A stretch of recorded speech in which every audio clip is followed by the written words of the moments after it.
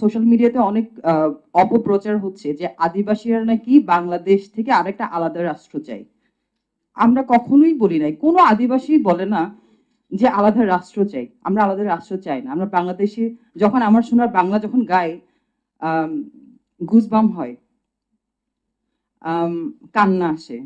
Two be honest, এটা just I'm not just faking. We are what I mean. I mean, আমরা দেশের সাথে থাকতে চাই, আলাদা থাকতে চাই না। সো আপনারা এই অপপ্রচার ছড়াবেন না প্লিজ, যে আদিবাসীরা বাঙালি একটা বাইক চুরি করেছে। তো বাইক চুরির ইস্যু ধরেই একদম চোরকে তো শাস্তি পেতে হবে, তবে সেটা হত্যা নয় অবশ্যই। কিন্তু গণপিটুনিতে তো কে মারা যায় সেটা বলা যায় না।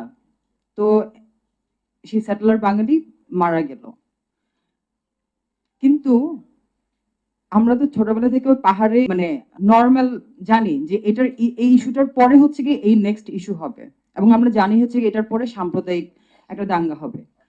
আর আমি খুব বলবো, খাগড়াছড়িতে কিছু জায়গা আছে যেখানে কিনা যদি আমরা ইন্টারন্যাশনাল ওয়ার্ড যদি বলি, টেরোরিস্ট ক্রিমিনাল কিছু জায়গা আছে যেখানে কিনা শালবন, যে এখান থেকে কিনা উৎপত্তি হয় যে আদিবাসীদের ঘরে